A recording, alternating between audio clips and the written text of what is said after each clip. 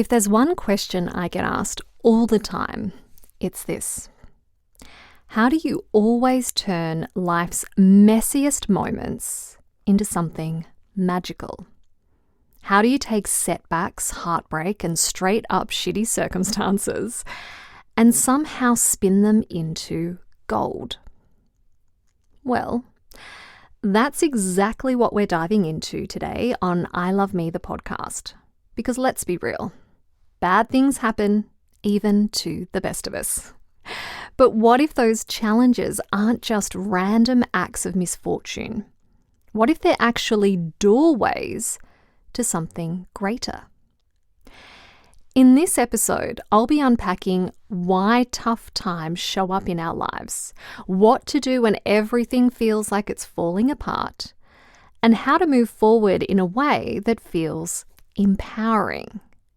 And to bring it all to life, I'll be sharing a very personal story, one that really tested me, but led my family to where the grass is greener. Love, love, love, love, love, love, I love me. Simple, inspiring lessons in self-love. Hi, beautiful. It's Tamara here. I'll begin this episode by sharing a straw to gold moment that happened a bit over a year ago. My little family had been renting a lovely inner suburb unit in Adelaide when, after a year of minor hostility towards us, our neighbour started to get, well, more hostile. It began with her not allowing access to our power meter, resulting in inaccurate power bills for almost a year. Then it progressed to her leaving her dog poo all over our lawn, despite us politely asking her to pick it up.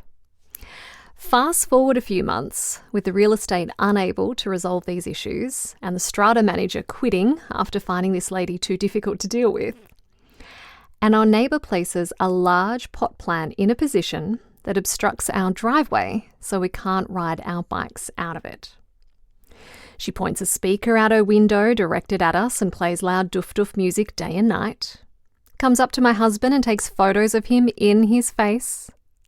Then starts loudly broadcasting serial killer podcasts into our courtyard when she hears my 6-year-old go outside. Effectively meaning he couldn't go outside. Okay, that last one was the straw that broke the camel's back. What did I do? I tuned into my true self for guidance. As you can expect, I got the clear answer, move now. So I set the intention for this move to be easy and for us to find a place that was even better than the one we were in. And then I cleared any beliefs that would get in the way of this occurring. 2 days later, I inspected a house. As soon as I walked in, I knew it was the one. And you know the funny thing? I was the only one to inspect the house that day. Crazy amid the rental crisis in Adelaide at that time, and the fact that every other house I'd inspected that day had plenty of people attending. And those other houses were the same price in the same suburb and not nearly as nice. 2 days later, that house was ours, for the same price as what we'd been paying living next to the lady with issues. A week later, we were living in our new house with a bigger backyard and a beautiful patch of grass to do yoga on, larger rooms, prettier renovations, and the neighbours were so welcoming and lovely. Seriously, the nicest neighbours I've ever had.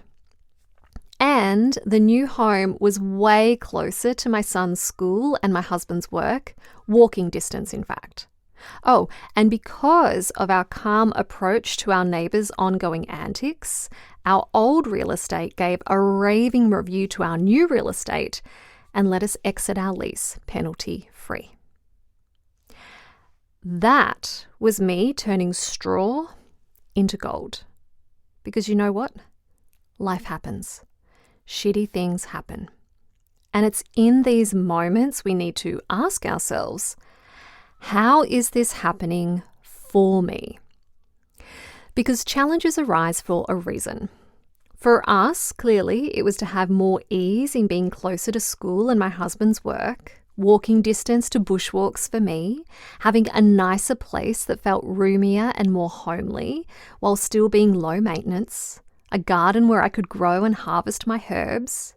Life was easier, more gentle on our nervous systems, and we felt much more engaged with the local community here.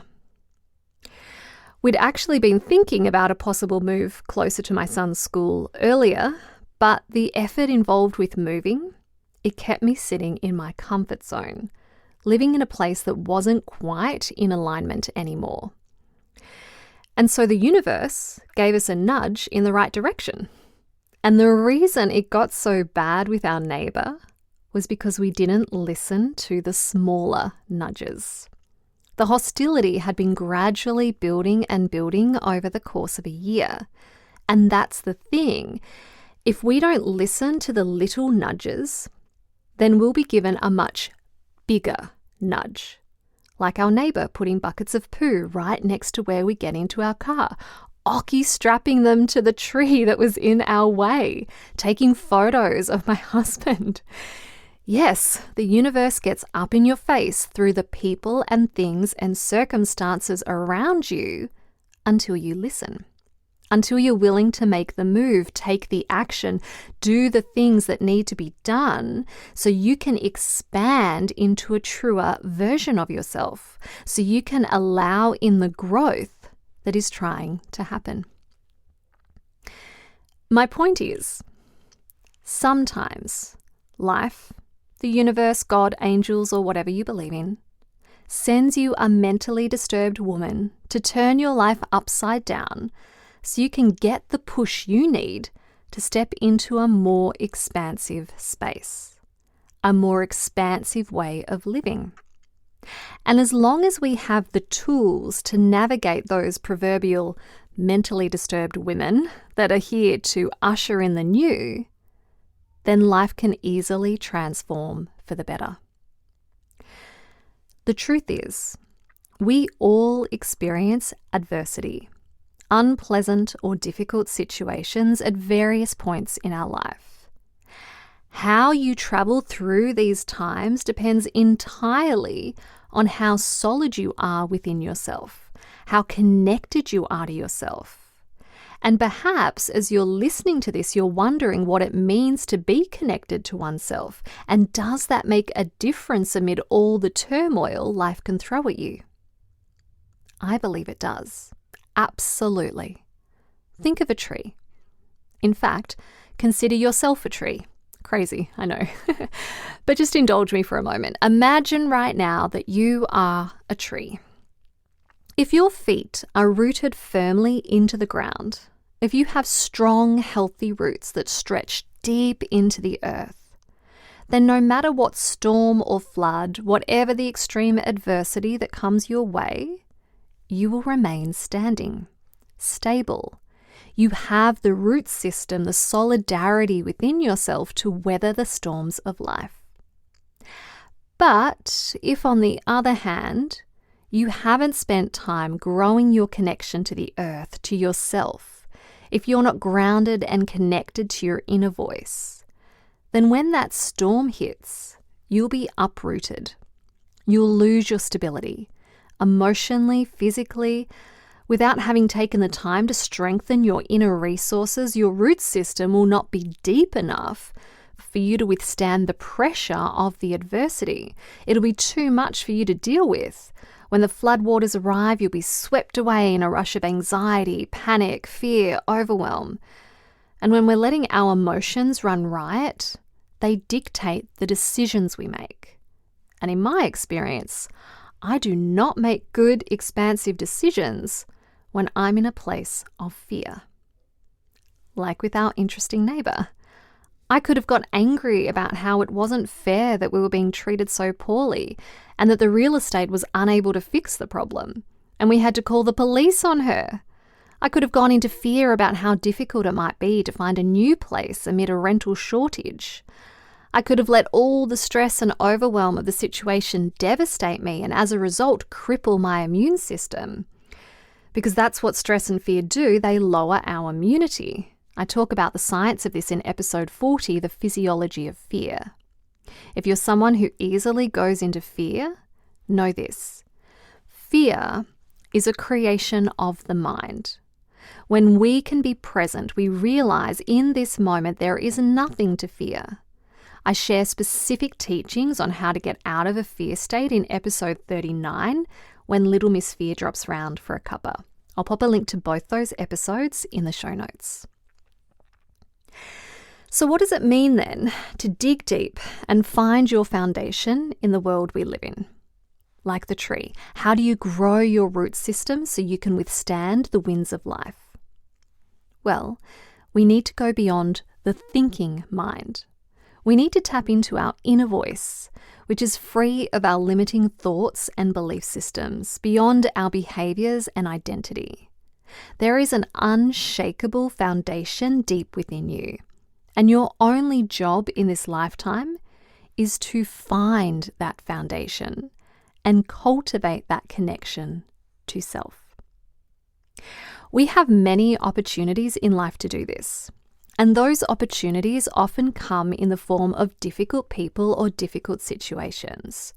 For we don't wake up when we're sitting in our comfort zone. We wake up when adversity hits and when we're forced to dig deep and rely on our foundations so we can facilitate new growth, so we can cultivate our connection to ourselves. For we have all we need within us to support ourselves through these troubling times. There is a wise inner voice within you, one that I like to call our true self, that is there to guide you, grow you, and expand you into your most authentic self.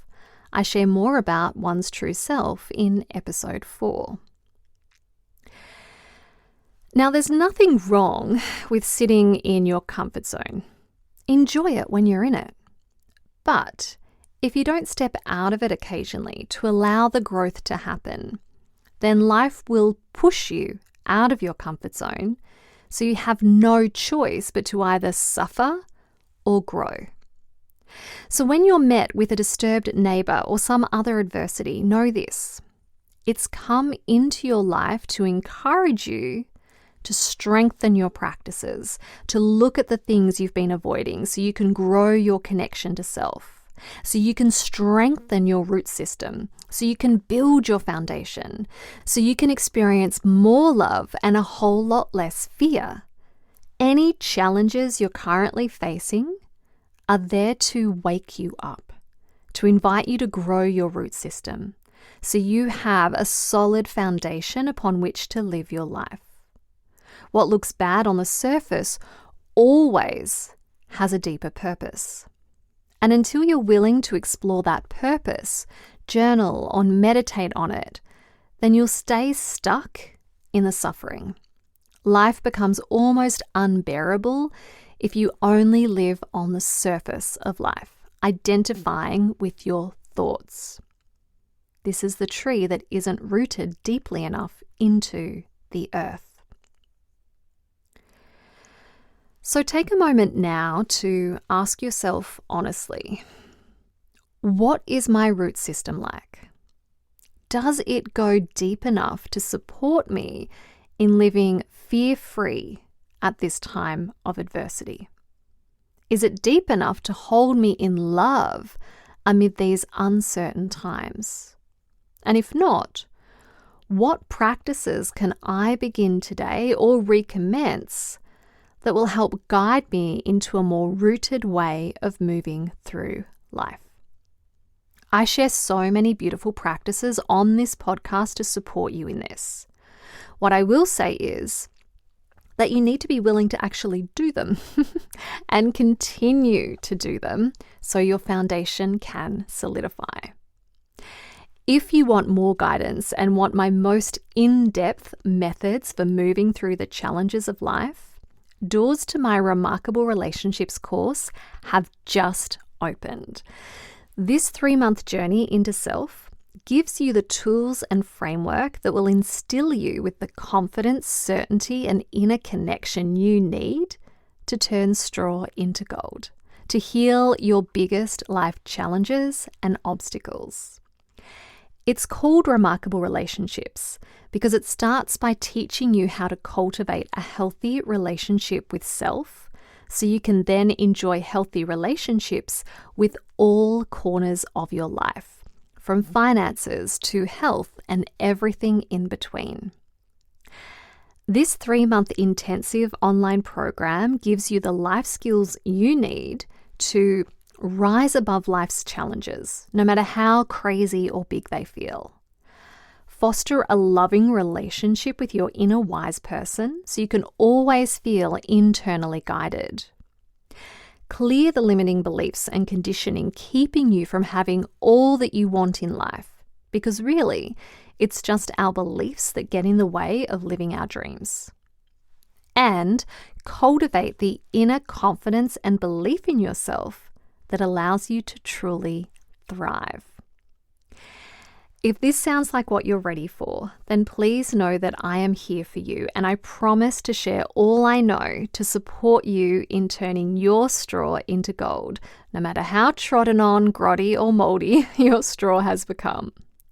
I'll pop a link to the program details in the show notes, and please know that if you do enroll in this program, that a percentage of profits go to planting trees so together we can re-robe Mother Earth. And that brings us to the final episode of Season 3. I'll be taking a little winter pause to slow down, recharge, and dream into what's next. But don't worry, I'll be back with the first episode of Season 4 on August 6. In the meantime, this is the perfect moment to catch up on any episodes you may have missed or revisit the ones that really lit you up. There's always more to receive the second or third time around. Until then, take care of your most beautiful self, and thank you so much for journeying with me. I love me.